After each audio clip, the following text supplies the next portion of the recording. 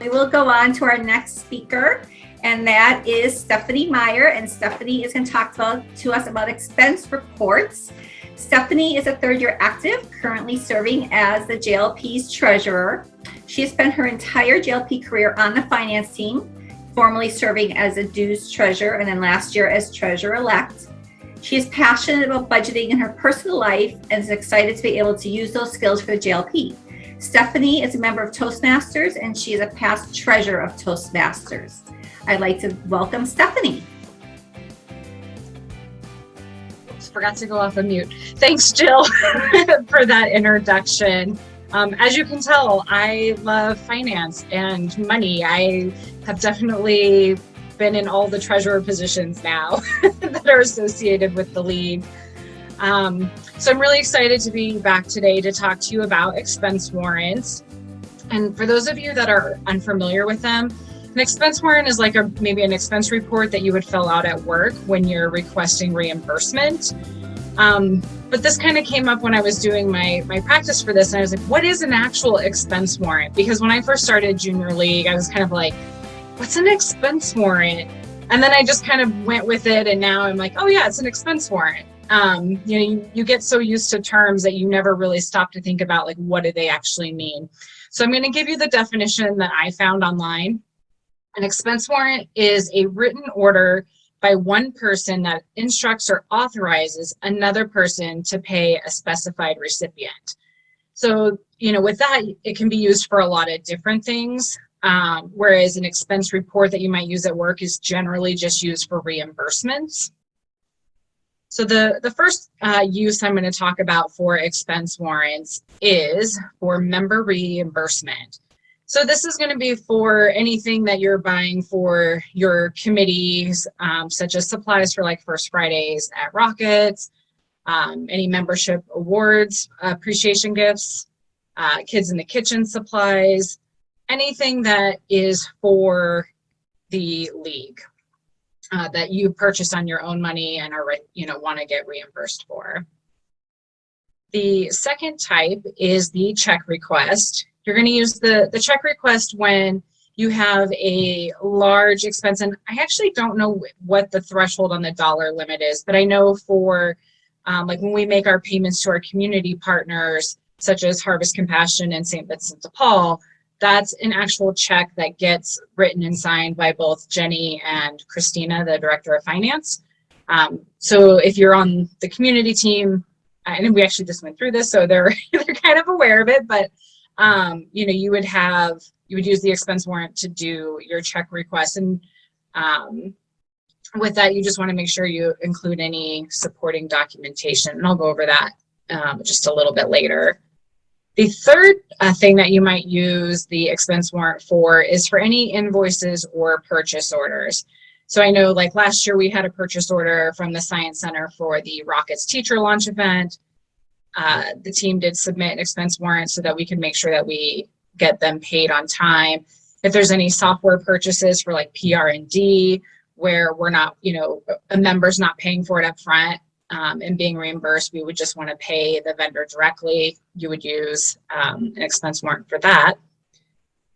And then finally is any debit card purchases. So I mentioned in our last training that if you have an expense that's over $500, you can request that we use the JLP debit card. Well, we still need an expense warrant for it, even though we're not asking for reimbursement. But the expense warrant is going to tell the bookkeeper where to code that expense. And now let's talk about the expense warrant process. So it's a 5-step process. The first part is going to be actually filling out the expense warrant, and I'm going to go into detail on that in just a moment. The next step is you're going to email it to either your financial assistant or your treasurer with your written approval in the email. Third, the FA or treasurer is going to review it. They're going to approve it, make sure everything looks correct, and then they're going to send it on to our bookkeeper. Oh, sorry. And then next, the payment actually gets created in ViewPost if it's a reimbursement or for an invoice or PO. And then once they submit it in ViewPost, then I will actually go in and approve the expense. or the payment, I should say, not the expense. And then lastly, the money is distributed however the expense warrant has indicated. So now let's actually talk about the expense warrant. So, sorry, I'm just kind of moving my slides around with my notes. Sorry, ladies. So this is a blank expense warrant. And the first part that you're going to fill out is the top section, which is just the date that you are filling out the form, and then who is actually filling, who's making the request. So this, might be you as a chair for one of your members. You may want to have your members fill this out and then send it to you for your approval. I will leave that up to you on how you want to manage your team. But I do want to point out that expense warrants have to be submitted within 30 days of the purchase. So if you're buying something now for rummage, you still need to submit the expense warrant now and not wait until rummage. And that's just so that we can keep up with what we've actually spent. So, if you go out and spend $50 now for rummage, but you don't give us the expense warrant until, February, it's like, oh, we might have now double spent that $50 because we didn't know that it was already spent. So then the next section is going to be just the payee info. So who are we either reimbursing or paying? So this is either going to be the member's name if it's reimbursement, or if we're doing an invoice, it's going to be the vendor's information there. And they'll also put in the GL code associated and the amount. And then section 2 is going to be filled out if it's a reimbursement or if the debit card was used. So if it's a reimbursement, and let's say that for Rockets, you bought some stuff from Target and you bought some stuff from Party City. So you would put both of those vendors in that section with the actual amount that you spent at each location. And then in the third section is where you're going to put the type of documentation. So if you're doing reimbursement, it's going to be receipts. Obviously, if it's an invoice or PO, it would be, you check the invoice box. And then in the distribution section, you are going to put, so how should this be distributed? So with member reimbursements, we do have 2 ways to be reimbursed. You can either do direct deposit through ViewPost, or you can get a check. I would recommend that if you're getting a lot of reimbursements, maybe going through ViewPost, that's the way to go because it's a little bit easier. But if it's just a one-off reimbursement, usually most people opt for the check because with ViewPost, we do have to get bank account information. We don't actually as a league get it.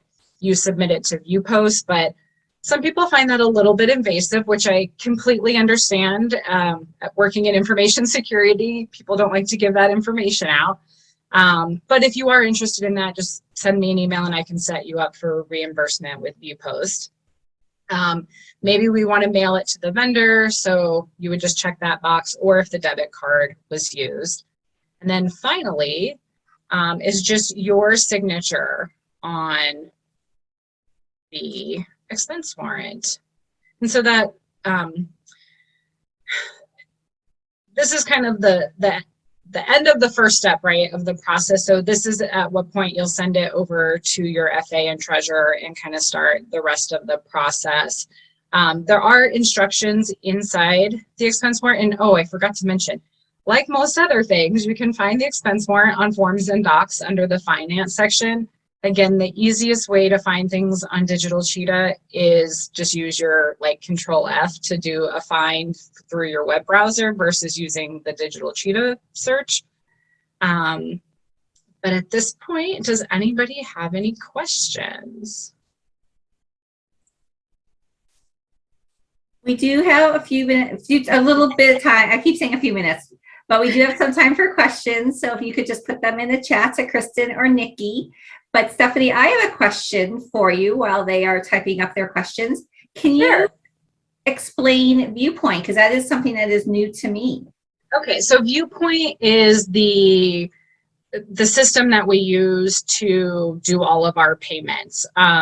And I just found this out recently. One of the reasons that we chose ViewPost over a QuickBooks or something like that is because in ViewPost, it allows us to do dual approval.